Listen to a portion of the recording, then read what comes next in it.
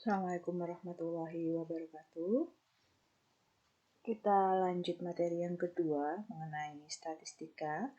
Untuk statistika yang bagian pertama ini, kita akan mempelajari materi mengenai pengumpulan data dan penyajian data.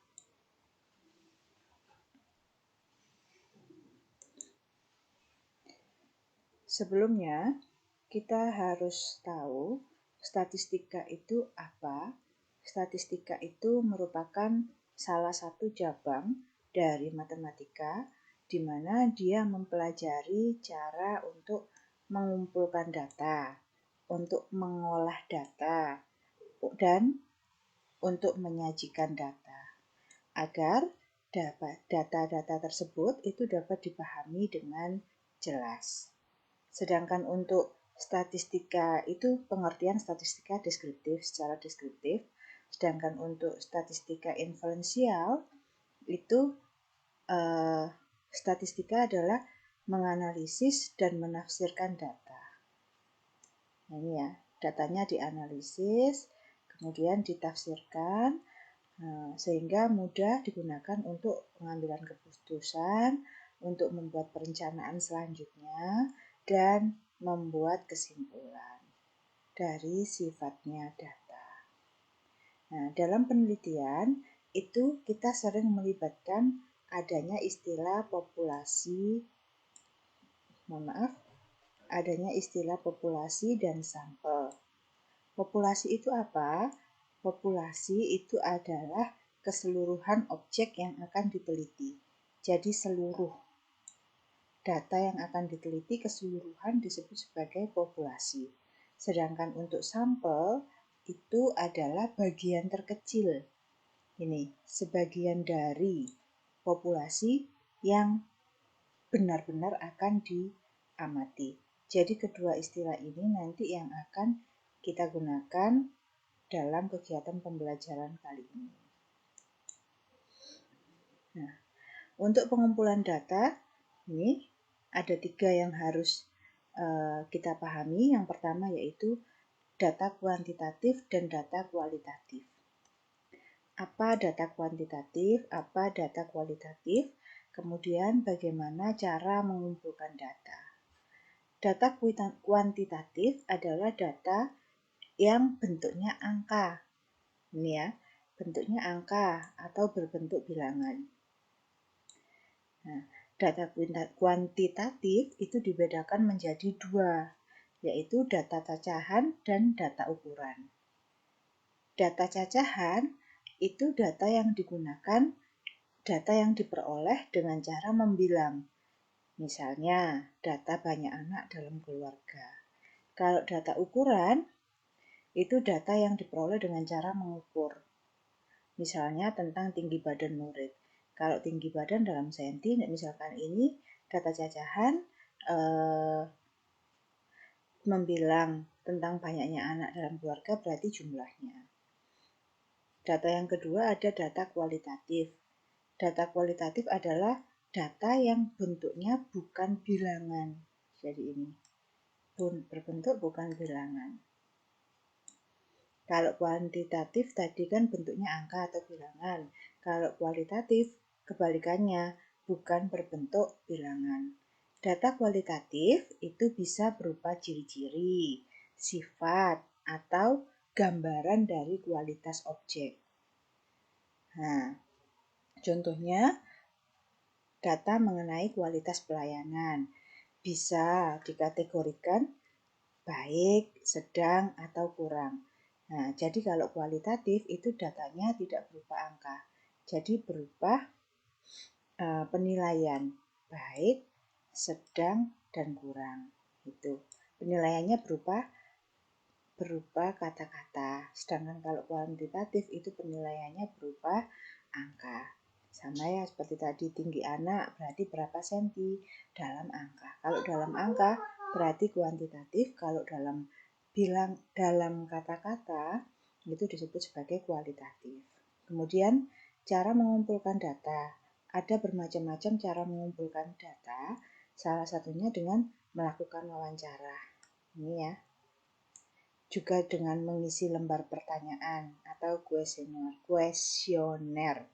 Kemudian bisa juga melakukan pengamatan atau observasi, bisa juga menggunakan data yang sudah ada.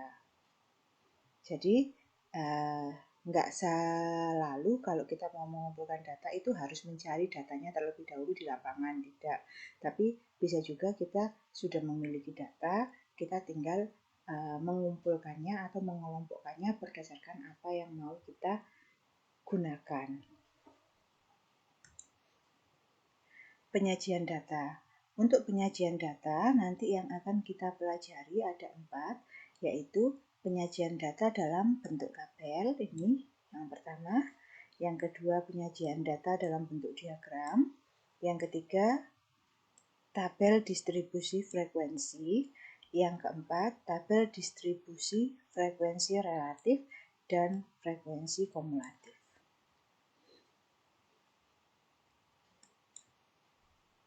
Yang pertama, penyajian data dalam bentuk tabel.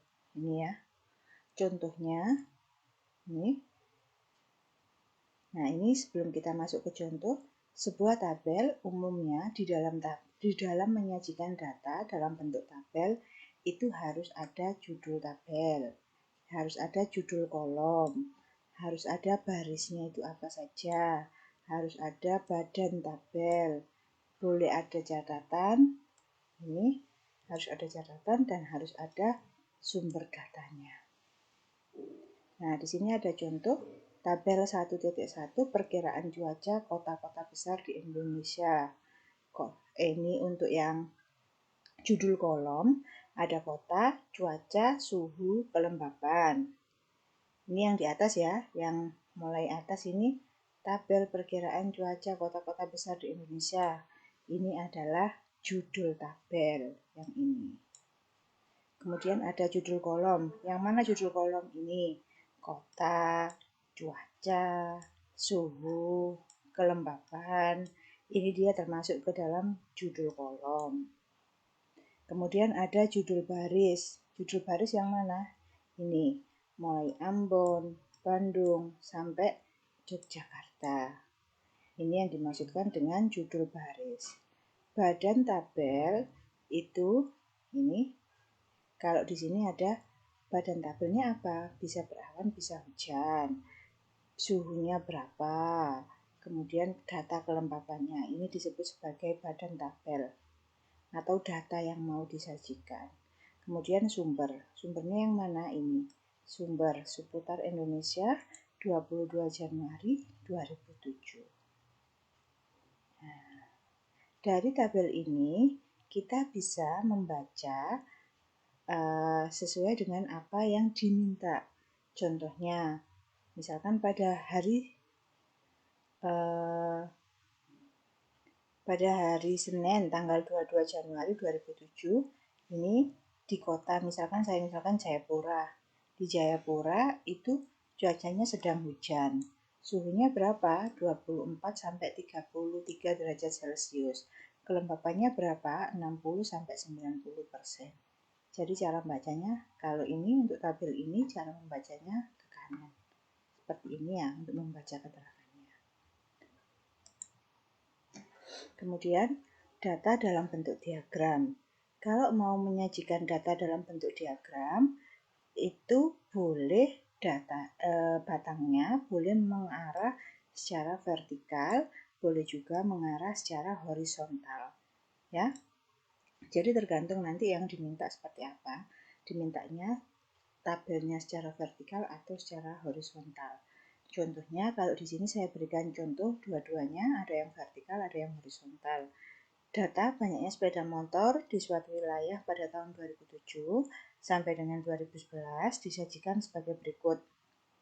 Mulai 2007 banyaknya sepeda motor 1539, 2008 banyaknya sepeda motor 1970, 2009 3144 sampai 2011 itu 5931. Nah, kemudian di sini tabelnya diberi keterangan data banyaknya sepeda motor dari tahun 2007 sampai 2011. Kemudian akan disajikan dalam bentuk diagram batang seperti ini. Kita berikan judulnya dulu, ini ya. Banyaknya sepeda motor di sebuah wilayah pada tahun 2007 sampai 2011. Ini untuk yang pertama diagram batang tegak. Ini sumbu mendatarnya menyatakan tahun mulai 2007, 2008, 2009 sampai 2011 karena datanya sampai 2011. Kemudian sumbu tegaknya ini menyatakan banyaknya sepeda motor. Ini ya. Ini menyatakan banyaknya sepeda motor, yang ini menyatakan tahunnya. Nah, kemudian tinggal kita gambarkan 2007 1539, berarti 1500 di tengah-tengahnya ini antara 1000 dan 2000. Kita tarik garis. 2008 1900 berarti agak mendekati 2000.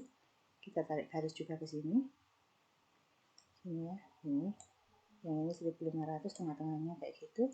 2009 3100 berarti 3000 agak ke atas sedikit. Sini, kita tarik ke sini. Ini. Nah, jika datanya ini terpisah-pisah 2007, 2008, 2009, 10 tidak jadi satu kesatuan, maka untuk diagram batangnya menggambar batangnya juga terpisah setiap tahun. Itu ya. Begitu juga untuk diagram batang mendatar. Tahunnya yang di sini, ini banyaknya sepeda motornya yang di sini. Jadi tinggal dibalik saja. Jadi tinggal diagramnya, gambarnya secara mendatar.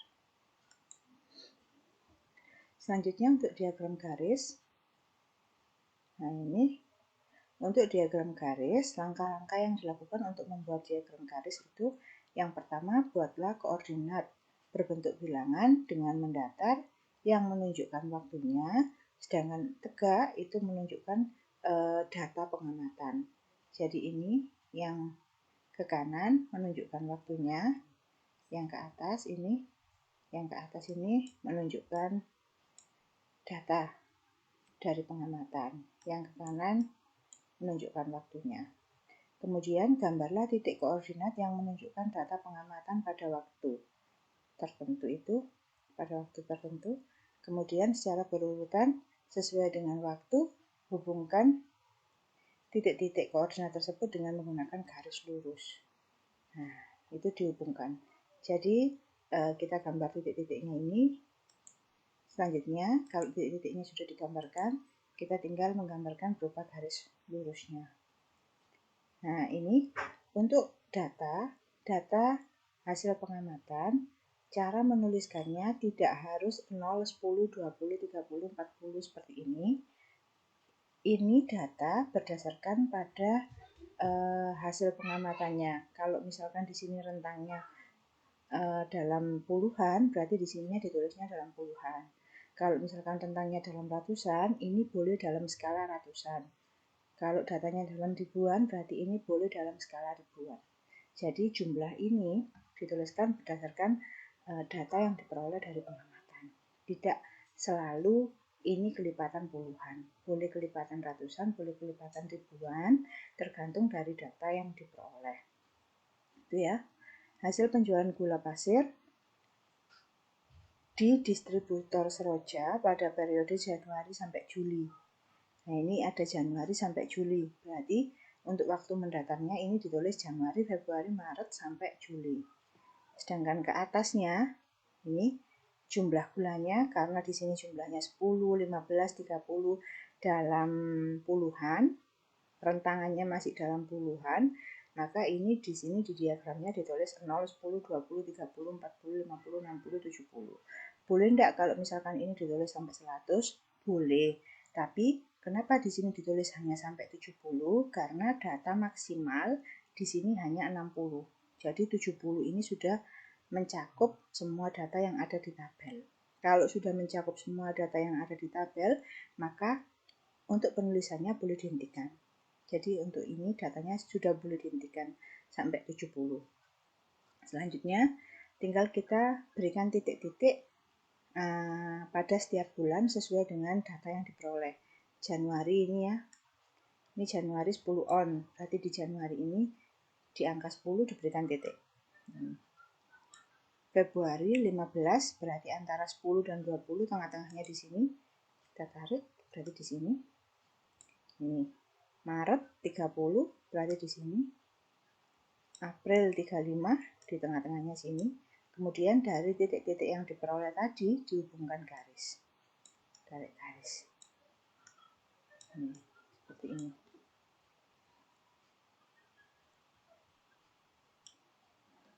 Oke, saya rasa sudah jelas untuk diagram garis. Lanjut untuk diagram lingkaran. Untuk diagram lingkaran, ini lebih mendetail lagi dalam menghitungnya, karena kita harus mencari sudutnya. Sudut yang dibentuk dari masing-masing data yang akan disajikan.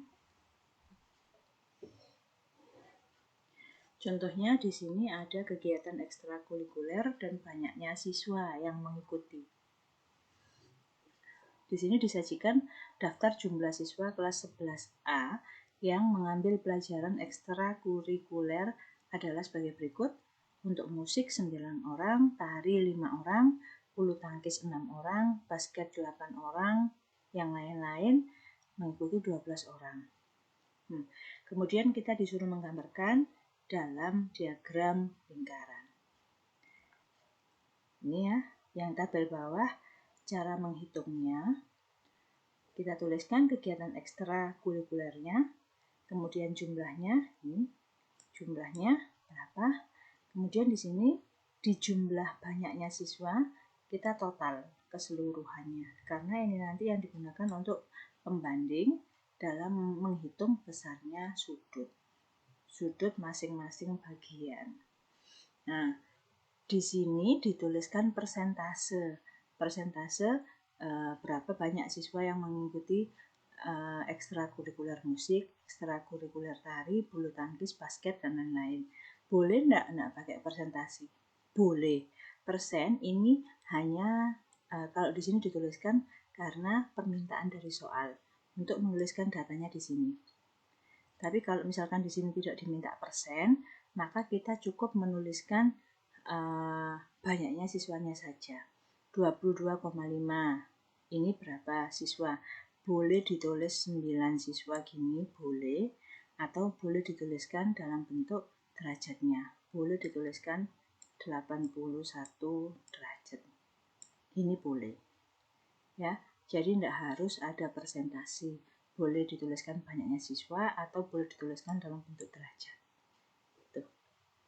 Kalau kita mau menghitung persen, berarti perbandingannya 9 ini, kalau misalkan untuk musik ya, yang mengikuti ekstra musik berapa? 9 orang, berarti dibandingkan dengan keseluruhan. Jumlah siswanya berapa? 40. 9 per 40 dikalikan dengan 100%. 100% ini maksimal. Diperoleh 22,5%.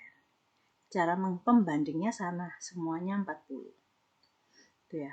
Jadi cara menghitungnya sama semua, mulai dari tari sampai lain-lain itu sama, pembandingnya menggunakan 40. Begitu juga untuk mencari sudut pusat. Berarti untuk sudut pusat pembandingnya juga sama 40, cuma bedanya di sini pengalihnya. Kalau untuk sudut kita kalikan dengan sudut dalam lingkaran semuanya total.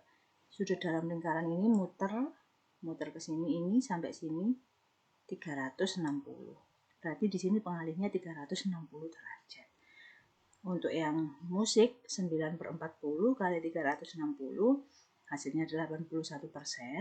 Kemudian untuk yang tari 5 per 40 kali 360 45%. Baru kita gambarkan dengan diagram lingkaran. Langkahnya, kalau kita punya busurnya kita letakkan pas di tengah sini. Ya.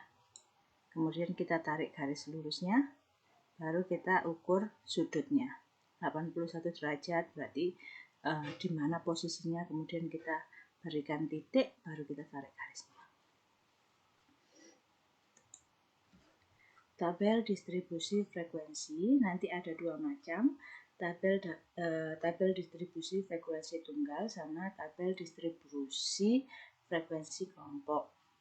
Kenapa dibedakan tunggal dan kelompok? Karena untuk tunggal itu berarti rentan datanya itu sedikit, sedangkan untuk data per kelompok berarti data yang disajikan itu rentangnya sangat lebar sehingga tidak bisa disajikan satu per satu, sehingga dibuat dalam bentuk kelompok. Contohnya di sini untuk tabel distribusi frekuensi tunggal kita mempunyai 30 nilai untuk ujian matematika.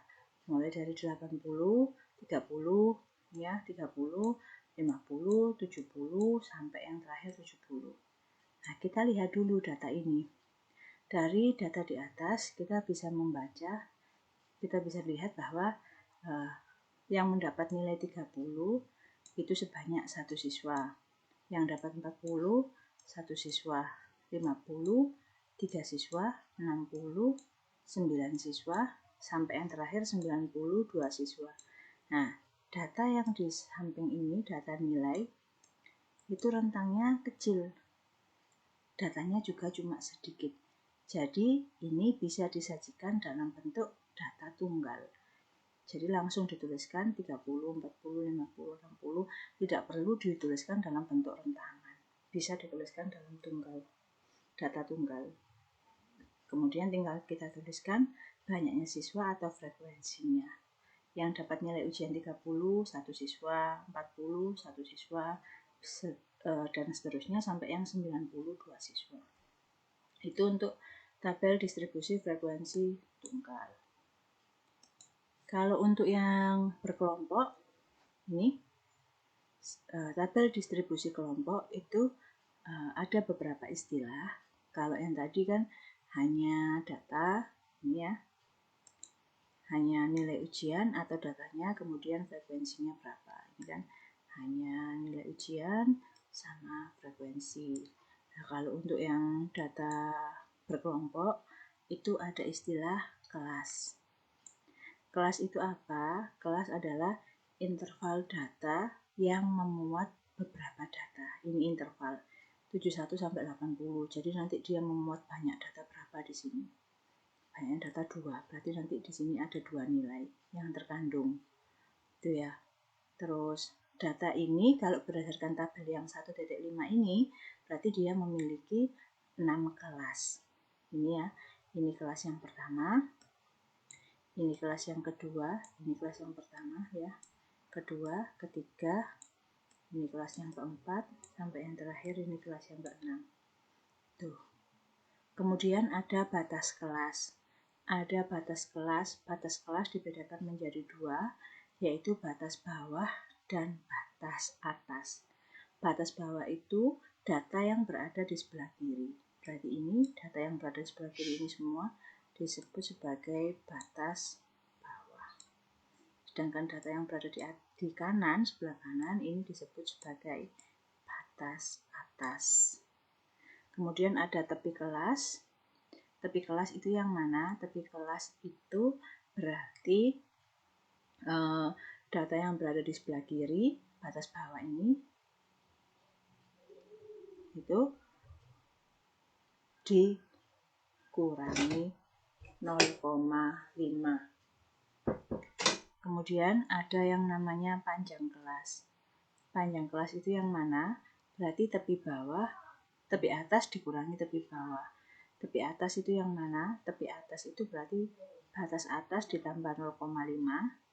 Ini batas tepi bawah itu berarti batas bawah dikurangi 0,5. Itu kalau dikurangi dia disebut sebagai panjang kelas. Ini ya, misalkan saya contohkan tepi kelas. Ini tepi kelas yang kedua. Ini 71 sampai 80, misalkan kelasnya 71 sampai 80. Ini berarti tepi atasnya berapa? Tepi atasnya berarti itu 80 ditambah 0,5. Berarti dia 80,5. Tuh. Tepi bawahnya berapa? Tepi bawahnya berarti yang kiri 71 ini dikurangi 0,5.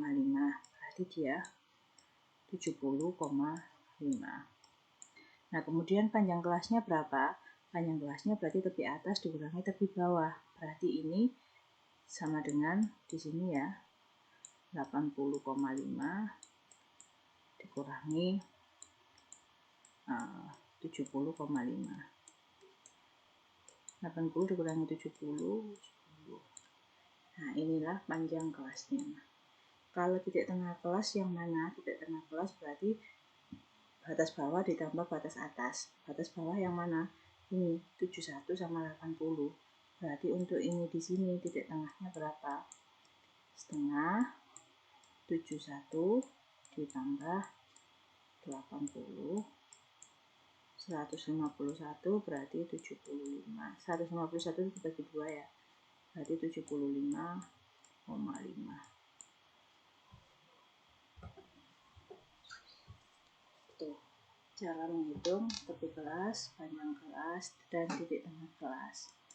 Kemudian bagaimana cara membuat tabel distribusi frekuensi? Ini suatu data, contohnya seperti ini, suatu data diperoleh dari 40 hasil pengukuran sebagai berikut. Mulai data 157 ini sampai 128. Langkahnya yang pertama, kita hitung banyaknya data dulu. N-nya berapa? Ini 40 kali, berarti N-nya 40. Kemudian kita hitung nilai yang paling kecil sama nilai yang paling besar. Nilai yang paling kecil di sini ini 119. Ya. Ini X min, X yang paling kecil. Ini.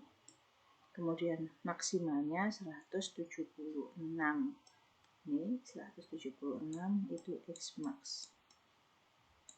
Ini ya. Nah, ini kan 119 sampai 176.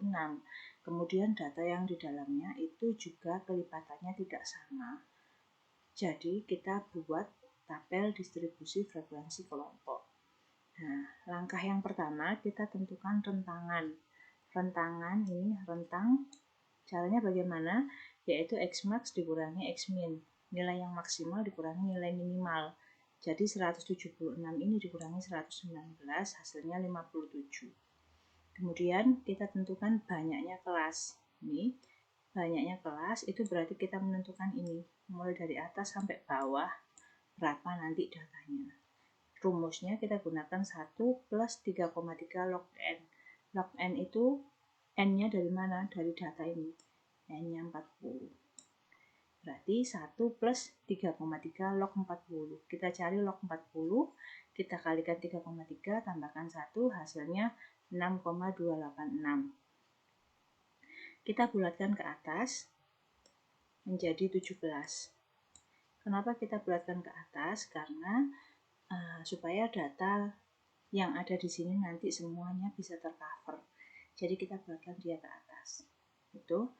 Kemudian panjang kelas. Ini panjang kelas, kita tentukan panjang kelas dari rentangan dibagi banyaknya kelas. Rentangannya tadi 57 dibagi banyaknya kelasnya 7, kita peroleh 8,14. Sama, kita buatkan juga ke atas supaya nanti datanya tercover semua. Tuh. Nah, di sini kita peroleh bawah banyaknya kelasnya 7. Ini ya, banyaknya kelasnya 7. Ini kelas yang pertama, kelas yang kedua, kelas yang ketiga, 4, 5, 6, sampai yang terakhir 7. Ini. Kemudian panjang kelasnya 9. Cara menentukan kelas itu kita mulai dari data yang paling kecil boleh. Jadi di sini kita mulainya dari 119. Kemudian kita tambahkan 9 nilai. Jadi 119, 120, 21, 22, 23, 24, 25, 26, 27. Jadi 9 data, kemudian selesai. Jadi ini banyaknya 9, 119 sampai 127. Karena di sini panjang kelasnya kan 9. Berarti 119-nya dihitung juga. 119, 20, 21, 22, 23, 24, 25, 26, 27. Cara gampangnya seperti itu. Kemudian kita tentukan kelas kedua. Kelas kedua mulai dari, ini ketukar ya, mohon maaf. Ini kedua dulu, mulai dari selanjutnya. Setelah 127 berarti 128. 128, 29, 30, 31, 32, 33, 34, 35, 36. Ini. Kemudian mulai 37 sampai 125 dan seterusnya. Cara menentukannya seperti itu. Kemudian baru kita hitung frekuensinya. 119 sampai 127 muncul berapa? Kita hitung di sini. Data antara 119 sampai 127. Di situ diperoleh 3. Mana saja? Ini 119. 20 ada enggak? 21 enggak ada. Ini 22 enggak ada, 23, 24. Ini sama, kita cari ya, kadang saya juga kurang teliti kalau seperti ini. Oh, ini 26. Jadi ada 3 ini sama ini. Begitu juga seterusnya. Kita lanjut ke frekuensi relatif dan frekuensi kumulatif. Kalau frekuensi relatif itu kita tinggal menghitung persentasenya saja. Ini 40 dari mana? Dari ini. Ini dijumlah mulai dari atas sampai bawah. Ini jumlahnya 40. Kita tinggal hitung persentasenya. Kalau frekuensi kumulatif itu ada frekuensi kumulatif kurang dari sama dengan ada frekuensi kumulatif lebih besar. Kalau ini dari mana? Dari frekuensinya saja. Jadi kalau frekuensi kumulatif kurang dari itu kita hitungnya mulai dari atas. Frekuensi yang paling atas ini pertama 3, kemudian yang ke bawah ini karena kurang dari berarti kan ini ditambahkan 3 tambah 6 9, kemudian ke bawah lagi tinggal tambahkan 3 tambah 6 tambah 10 19, ke bawah lagi 3 6 9 10 11 tambah jadinya 30, begitu seterusnya. Sedangkan untuk frekuensi kumulatif lebih dari itu berangkatnya dari bawah 2 tambah 3 5. Begitu bedanya frekuensi kumulatif kurang dari sama frekuensi kumulatif lebih dari. Ya, itu untuk materi kita di statistika bagian yang pertama, cara mengumpulkan data dan cara menyajikan data. Terima kasih. Nah, kepada anak-anak, tolong kerjakan tugas yang diberikan dengan baik, teliti dalam mengerjakan, kemudian semoga selalu diberikan kesehatan dan tingkatkan iman serta imun kalian. Demikian untuk materi kita hari ini. Terima kasih atas perhatiannya. Assalamualaikum warahmatullahi wabarakatuh.